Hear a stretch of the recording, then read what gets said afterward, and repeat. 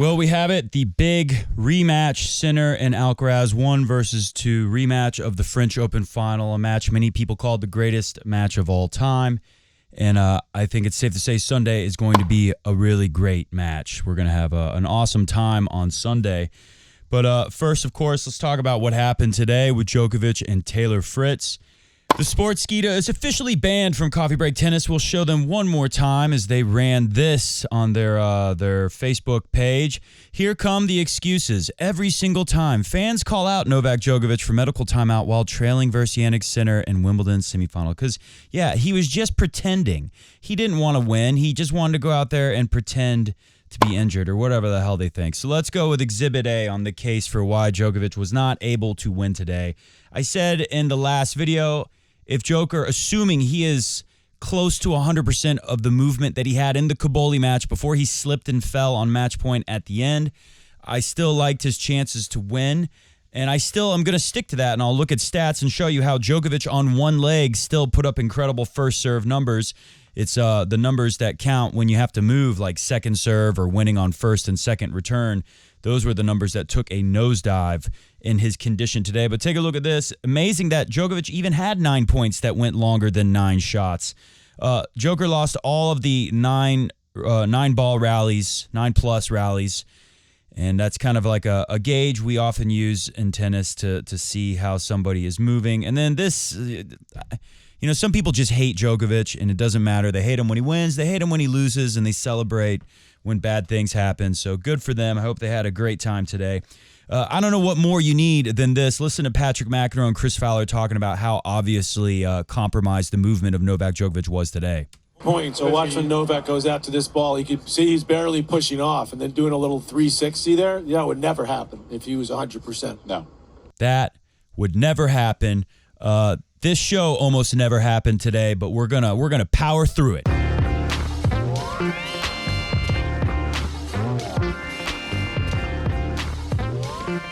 It is Beer Hall Freitag, but Beer Hall Freitag is canceled due to the host's mental health unwellness. The host is having a mental health epidemic today, pandemic, if you will, pandemic of the mental health of the mind. So we'll do one in the spirit of Beer Hall Freitag. We'll do just one comment. I love this podcast, but imagine how much cope it takes to predict Djokovic to beat Sinner in the big 2025. From Robin Reviews 5077. Yeah, that was kind of funny. Made me laugh. Bossman11 says, hey, Matt, you said the Heat favored Novak since a faster court suits him, but you forgot that Djoko quit his defense of the AO title in 2009 because it was so very hot. Well, you got to remember, in London, the humidity's down at like 30%, and the temp, which I've been informed is about 30 degrees Celsius, like high 80s Fahrenheit. Australia doesn't have huge humidity, but it's higher humidity than July in London and Melbourne in January. Not a whole lot, but I think on average it'd definitely be higher. But the temperature can go up to like 100. So what is that? What is that, 38 Celsius? And I still stick with that. Orchid said Sinner in 4, which was a good guess. Look at these numbers. I think the hot conditions, the cooked grass that they played on today helped Djoker's serve, and it helped Fritz's serve too. Of course, it helped Sinner and Alcaraz, but maybe they didn't need as much help holding serve. You get my point? Like, that's why I said it favored Djokovic, because maybe he needed a little extra to help him with holding his serve. And sometimes the breaks just come down to mental. Like, Djoker was able to break Sinner today, and, maybe just like a little mental lapse. Maybe Sinner was feeling awkward playing a guy who's obviously hurt. That can get in your head a little bit in a match for sure. It's happened before. First serve numbers, 74 for Sinner, 68 for Djoker. But look at the win percentage. The fact that Djokovic on one leg for the match average was 78% win on first and Sinner was 81. That's pretty impressive. Now, second serve, keep this in mind. De Minaur has one of the best second serve win percentages around, even though everyone knows what's the big problem with De Minaur. Why can't he win? Because his first serve isn't anything of the weapon that you see with other top 10 players. So second serve is a lot about movement and just how well you can hustle to defend after you start off neutral. Usually a second serve you're neutral. It's not an advantage. Sometimes it's a weakness and you get attacked off of it. But if you hit a decent, well-placed second serve, you start off kind of neutral. And you need movement to win it from there. And anytime it was neutral, Djokovic had no chance because he's on one leg and he's playing Sinner, who's basically like a Joker 2.0. Win on second serve numbers for Joker, 17%, and not able to get into the numbers of Sinner hardly at all. Let's just look at how it broke down. And you look what that creates. You know, if you're winning, you're getting almost 70% of your first serves in. You're winning almost 80% of the time, but you're winning 17% on second. That gets you 10 break points for the enemy, right? Sinner had 10 chances to break just in that first, or no, that was the match total. Sorry. Let's look at the first set right here. 83% win on first for Joker coming out, 23 on second. Can't touch Sinner, 100%. On the first serve. By the way, also, I forgot to mention the numbers, winners and aces. Joker, 12 aces on 0 double faults, knowing that he had no chance to win in neutral rallies, having to absolutely rely on his serve. Manages to hit 0 double faults. Typically, you'd see a guy go for more. Same with the winners to unforced. Sinner is very positive. What is he? Positive 19, 36 winners on 17 unforced errors. Joker was just -1. And he really had to pull the trigger a lot because every time he got on the run, he basically had to go for the winner, or he just kind of hit it back and kind of gave up. There was one moment where he ran out wide for a forehand, and he just kept running. He never even tried to recover. Anyways, back to the first set numbers. You see Joker able to save a couple of the break points if he gets the first serve in, but if he gets to the second serve in, he's got no chance, and he's winning. He's getting a little bit over 50% of his first serves in. He's able to save 50% of the breakpoint opportunities. Doesn't have any on Sinner. Second set, more of the same, except this time Joker is literally winning 0 on the second serve. And in the final set, you see Joker really, he tried to push himself as hard as he could in that last set. And that third set reminded me so much of the Australian Open. The last time, it was a semifinal, Federer injured, playing on one leg against Djokovic. And a very similar match, except this third set reminded me of the first set. I think Fed was up 3-0 right away, was up maybe 4-1, and was not able to win the set. And I thought the same thing when Joker went up 3-0 in this third set. I thought, man, this is just like that one. Joker early in the set, getting a lot of first serves in, hitting some aces, and hitting some winners. He had 10 winners on 14 unforced errors. And maybe Sinner, was thinking about the match and got a little bit shaky, thinking about the circumstances that he was in that moment, and Joker's circumstances maybe more so. Anyway, so yeah, guy's playing on one leg. He had no chance, and I'm going to stick with my original prediction. If he could have moved 85% of what he was doing throughout the tournament, 90%, definitely if he was moving just as well as he was in the first week, I think he could have done it just because the serve was so good. He was, really good off the ground strokes considering the situation that he was in. Every time he was able to set up at all, he hit a good ball. But it just, it was not enough. Sinner obviously has really good defense, so it just was never going to be enough. At the net, Joker was winning 57%, came in the net 28 times.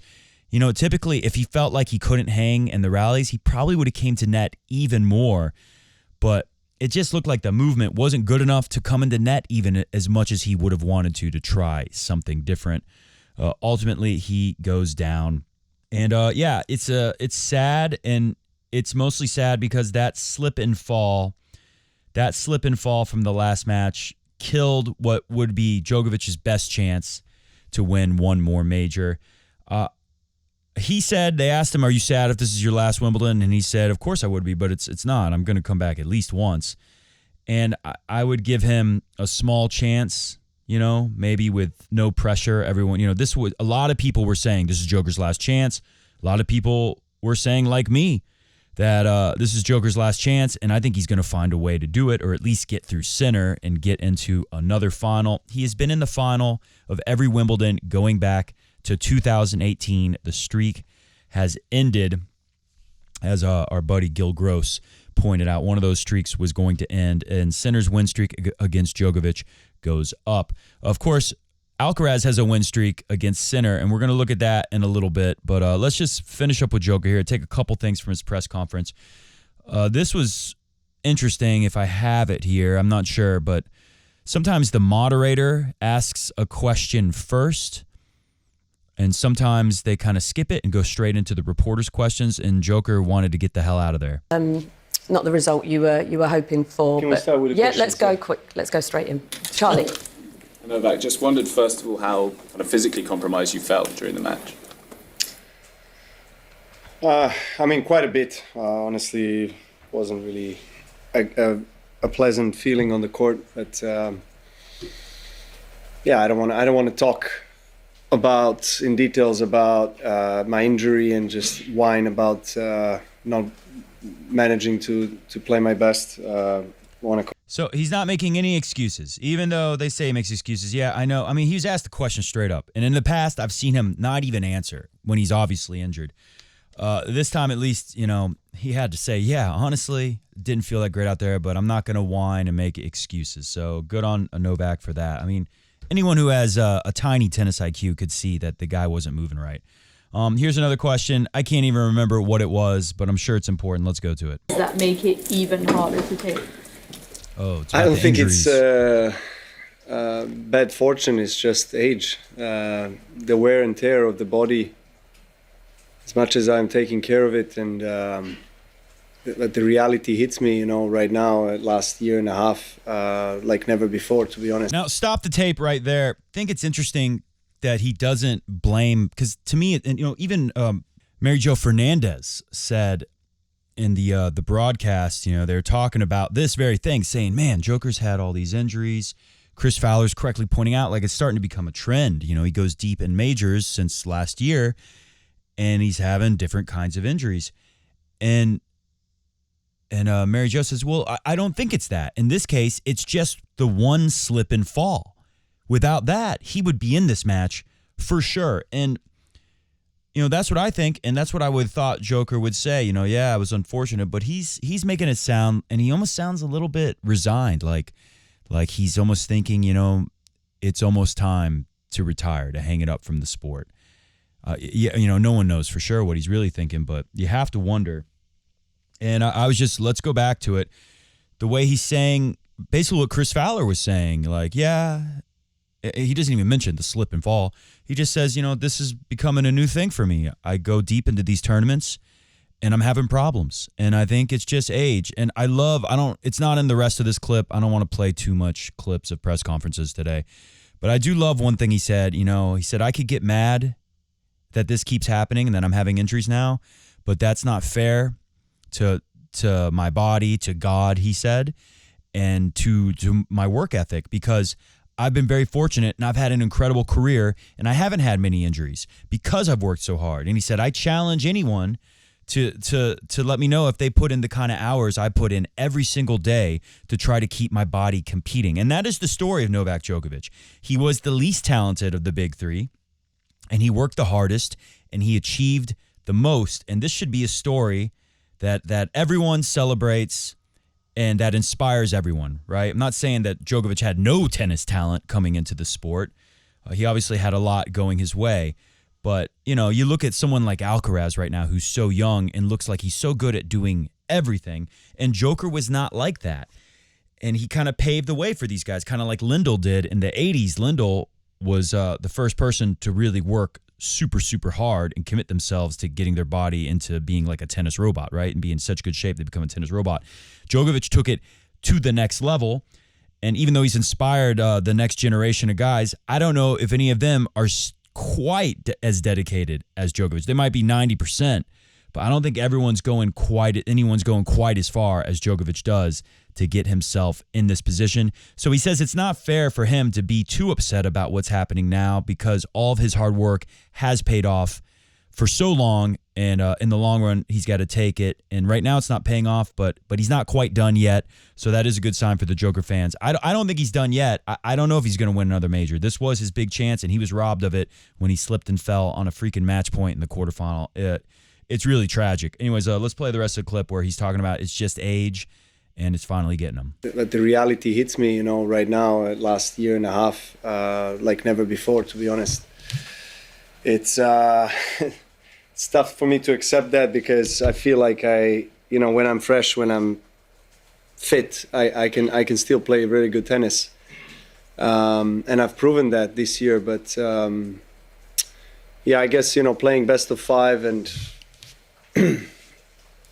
particularly this year has been a real struggle for me physically. The longer the tournament goes, the worse the condition gets, and I'm just not able to. I reached the final stages. I reached semis of every slam this year, but I have to play or Sinner or Alcaraz, and these guys are fit, young, sharp.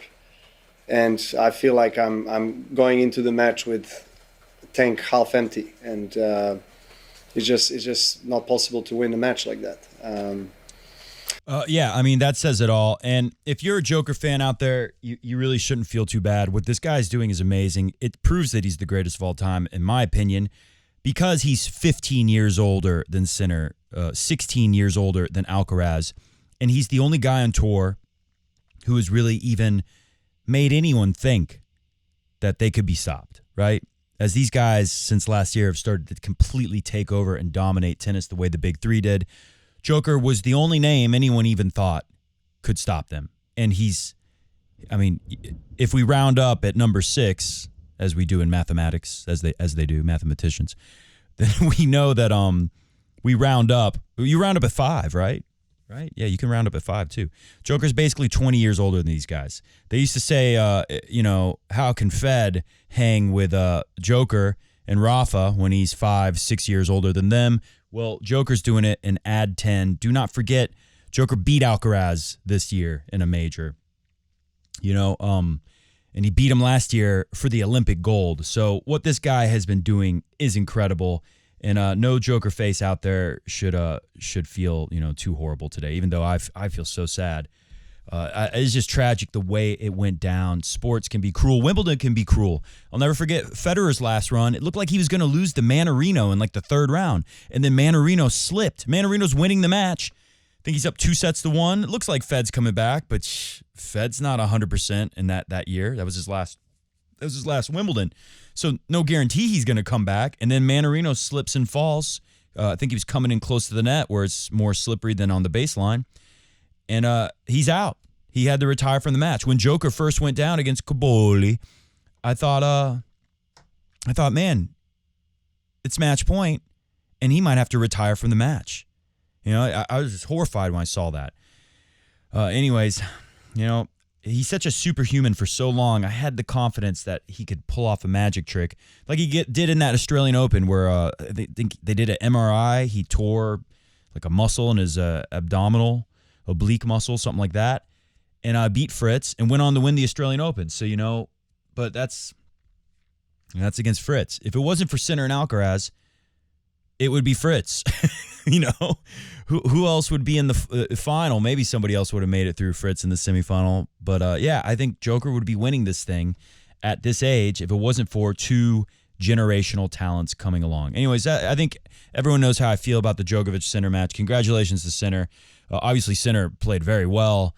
And, not that he needed to play amazing to win today in the condition Djoker was in. But Sinner played well, and I might surprise you. I think I want to keep the streak of bad picks alive. I might go with Sinner to win in the final, even though I'm sure no one is going to.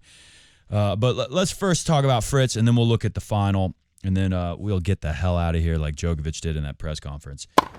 This match, not match point, excuse me, but to go to a 5th set, and, watching Fritz throughout the tournament, watching Alcaraz, I was saying, Fritz, Alcaraz, this is going to be a 5-set match for real. I changed it in the last video, last minute. I changed it to 4, Alcaraz in 4. I was feeling that, and that is what happened. But Fritz had 2 chances to take it to 5, and who knows what could have happened in a 5th set, the way Fritzy was serving. In fact, where are my Fritz serve numbers? Look at this first. This is just for the tournament. 51% of the first serves from Fritz didn't come into play. They're either an ace or an error, a forced error off of his first serve. With numbers like that, it's hard to lose, and you create a lot of opportunities, and that's why Fritz was able to get it to 4 into a tiebreak and had 2 set points. At first, when I watched this point, I thought, man, Fritz would regret not being more aggressive on that backhand up the line on the run. But watching it again, you comment below. Do you think Fritz could have done much more than this? Maybe he could have followed this serve into the net and tried to volley instead of the backhand, but it would have been a tricky, awkward high volley. It might have even been out of reach. Let's watch it. Okay, he could have won it. He's lucky to survive that one. And then right there, I don't know if he could have done much more. I don't know what he could have done much more. I think the mistake was maybe not coming right into net right away when he got that floating ball off of the serve. It was pretty far over to the left, so he would have had to stretch out for it. But I do think, he'll definitely watch that point. He'll be thinking about that point and wonder what he could have done next. The next one, he was having a hard time returning some Alcaraz serves early on in the match, but he made the return on the next match, set point. Excuse me, I want to say match point, set point. And then he hit a big aggressive forehand, right? He wouldn't regret not being aggressive enough on that. Maybe he could have went into net. Instead, he backed up and hit a very nervous forehand way out. A very, very choky looking forehand. And the moment that happened, I said, okay, it's over. There's no chance he's going to win the tiebreak now. And yeah, he lost right away. So let's look at the numbers, though, because Fritz, you got to give him a lot of credit. His serve created chances, and his serve numbers, second serve as well. I mean, even Djoker, without the movement, was hitting some good second serves today, where if he had his normal movement, he would have been winning a lot of those points. Second serves where you could say he's a little bit, if he has his freedom of movement, his footwork, to run around and attack right away, he's a little more than neutral, right? He's in better situation than neutral. But with the movement today, even a good second serve didn't get him much to work with. Anyway, so look at the stats for Fritz. These are really good numbers. First off, pretty clean. 44 winners on 24 unforced errors, plus 20. Alcaraz was only plus 13, right? That's pretty incredible there. How often do you see a guy lose when the differential, he's plus 7 over the opponent? 19 aces on 5 doubles, Alcaraz 13 on 3. And then first serves in, very similar, 62 for Fritz, 65 for Alcaraz. But look at the number. I mean, Alcaraz at 58, I guess, is the difference here. It makes it a little harder to break Alcaraz. I mean, a lot harder, because once you get into the 70s on your first serve, if you're taking care of business on your second serve, you're hard to break. If you're getting a lot of first serves in and you're winning over 70% of the time, and you get close to 60% on second serve, you're very hard to break. So Fritzy was winning 80% on the first serve and 57 on the second. Alcaraz, though, 88, getting more first serves in and winning almost 90 on the first serve. That was really the difference. They're tied in second serve. That's pretty amazing. And we know, right, like that's what Fritz did so well. We know Alcaraz, and I saw a comment that would have been included if it was an official Beer Hall Fry Talk before I canceled it due to mental health unwellness today. But God, I'm all over the place, man. I'm gonna miss the big three, and as much as I love Alcaraz and Sinner, I always thought with the big three gone, I wouldn't do coffee break tennis anymore. But I'm still excited to wake up and watch tennis during these majors. I still have that special feeling. Will I still feel like that when Joker's gone? I don't know.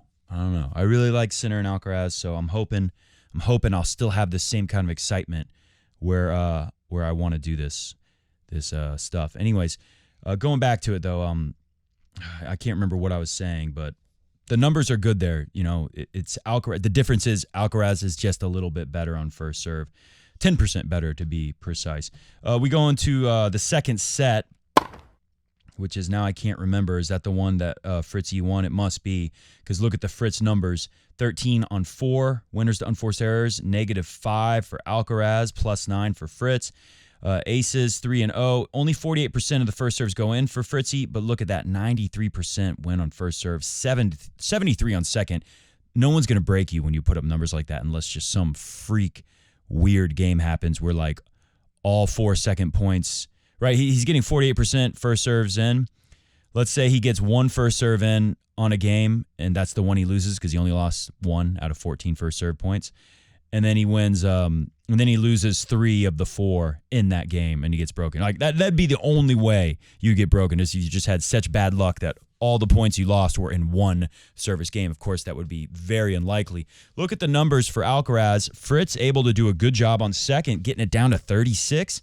And considering that Alcaraz averaged 88% win on first for the entire match, getting it down to 78 is an incredible effort from Fritz.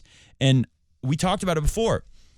I don't know if Juan Carlos Ferrero pays less attention to what's going on with Taylor Fritz than I do, but I was surprised how much they served to the Fritzy backhand, considering that Fritz has been talking about how he can stay in a continental grip, which on the right hand is the same for the two-hand backhand.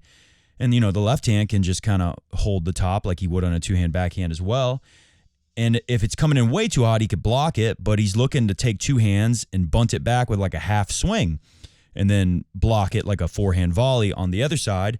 And a lot of serves came into Fritz's backhand, first serves, and Fritz was able to hit a winner a few times, able to get it back deep enough to get into the point. And, yeah, his movement is not there compared to Alcaraz and Sinner, even though the guy's moving better than he ever did before. But his hands, his ground strokes, they're good enough to hang with just about anybody as long as they don't expose his movement too early in the rally. And both shots can get him ahead. I liked him going backhand to backhand with Alcaraz. I thought he looked good. I like Fritz hitting a forehand. He's able to dictate play with it, even against Alcaraz. And that's how he's able to get those numbers down so low. Of course, it's going to be hard to do that throughout the entire match. We go to the final set, where Fritz still has very good numbers. First serve is 80% win. Second serve is 56, getting first serve in 77% of the time, hitting eight aces on one double. But Alcaraz, better. Just better. 84% win on the first, 62% win on the second. Incredible effort from our man, Taylor Fritz. And I will go and say this right now. If Fritz keeps working hard and doing what he's doing, if he gets better at returning, maybe he finds a way to get even fitter, maybe move even a little bit better. I don't know. He's already done so much, but maybe he could. I could see him hanging in there and maybe grabbing one of these things, like a Marin Cilic, like a Juan Martín del Potro, right? It's hard to compare him to Stan, even though he can create so much offensive firepower. But yeah, maybe if he hangs in there, there might be a major. At least there's not 3 of these guys to deal with. I don't know. Maybe Yo-Yo Fonseca is going to be the third one coming up. But at least he doesn't have to deal with a big 3 like Cilic had to do, like guys from that time had to do. He's only got 2 of these guys to deal with. So, maybe he can hang around and grab one of these one day. I won't say it's impossible because the story of Taylor Fritz is pretty incredible. He's improved a whole lot. Let's look at the head-to-head. It starts off with them. This is Sinner and Alcaraz time now. Let's talk Sinner and Alcaraz, then we'll get out of here. It starts off with Alcaraz winning their first meeting at the Paris indoors, 7-6, 7-5 in 2021. From there, they start taking turns winning 2 at a time. In 2022, Wimbledon, and that's the one we're going to look at closely because that's the one time they've played here.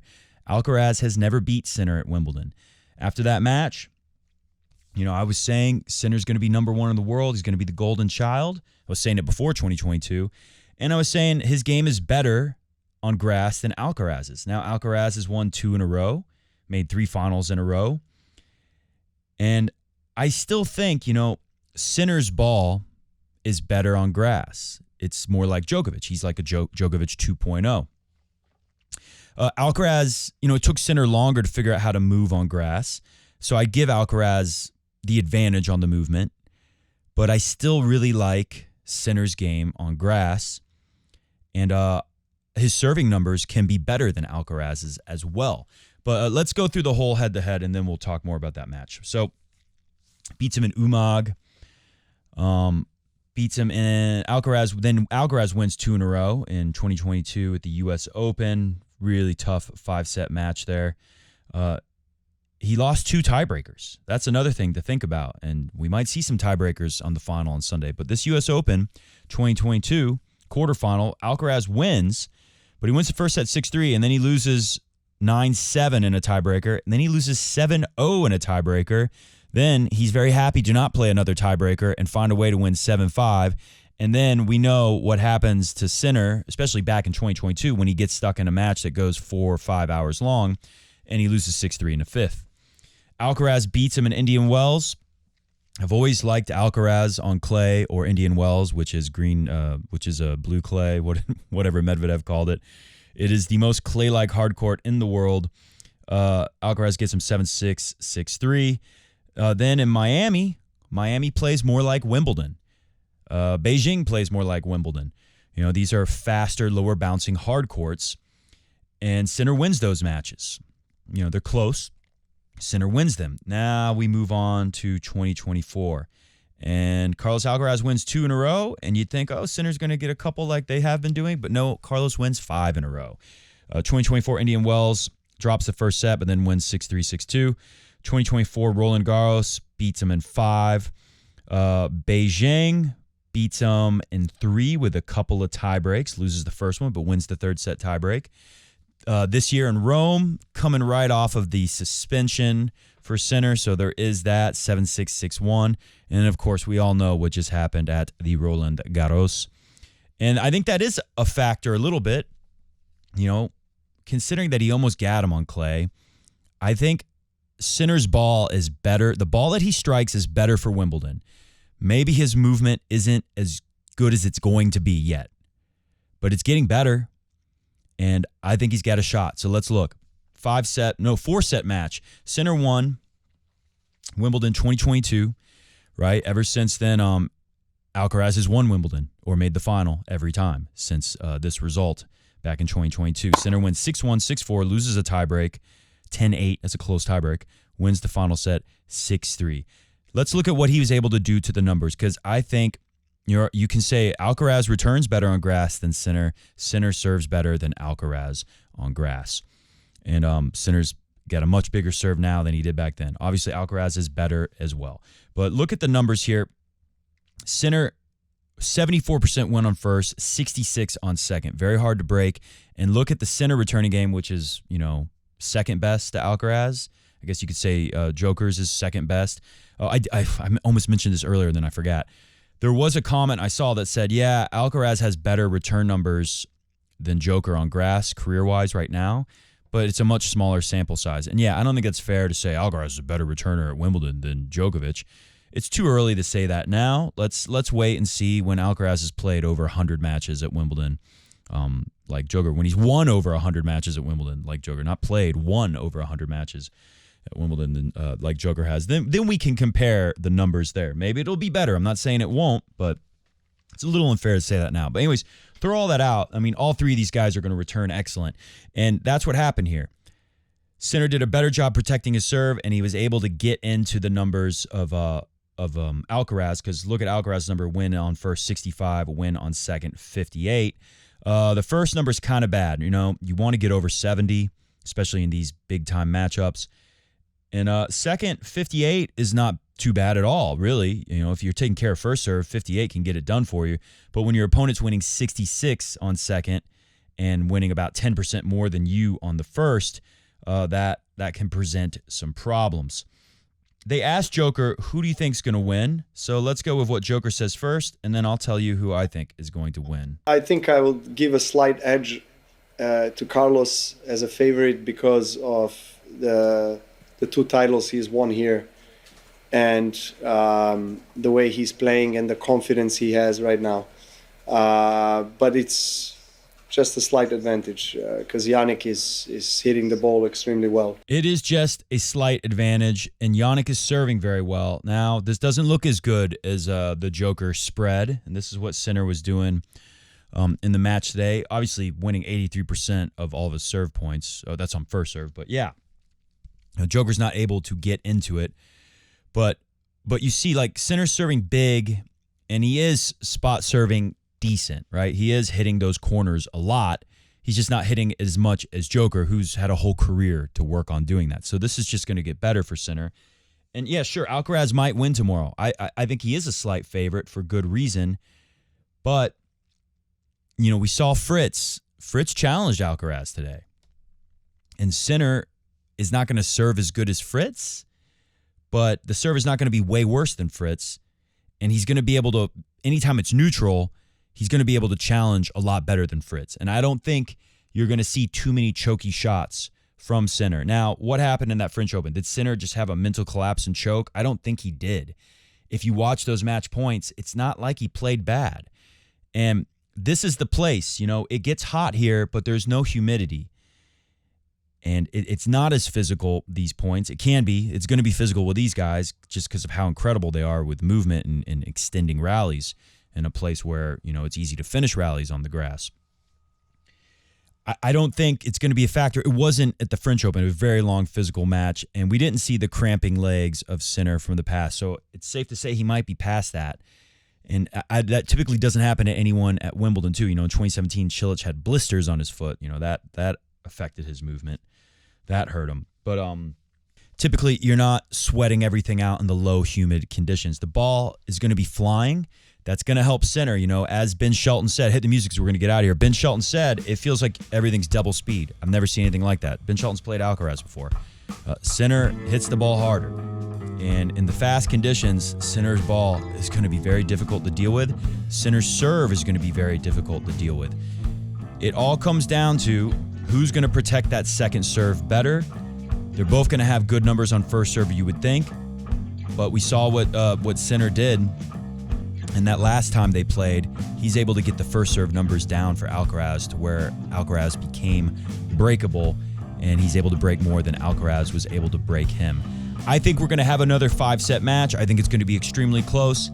I'm going to go with Sinner getting revenge for the French Open. I always thought, going back years, that Sinner would be the better grass court player in the long run than Alcaraz. Yeah, there's a lot of reasons to think Alcaraz is going to, win the most at Wimbledon. There are, but Sinner's got a lot in his case too, and if he's going to turn it around, he's going to have to turn it around tomorrow. Anyways, we'll be back at some point after the final, hopefully on Sunday. I did have a couple songs I was working on. One of them doesn't work at all now. A song about Djokovic winning. Maybe one day I'll put it out there because it was pretty good. And I had another song that's pretty funny, but it was a lot of work, and I'm not feeling it today. It's hard. It's always been hard to do these things. When the guy that I'm hoping wins loses. Maybe that's not professional, but this is not that type of show. Anyway, I don't know what type of show it is when I say that, but I get sad when my guy loses, and I can't hide it too well. We will be back hopefully Sunday night. See you.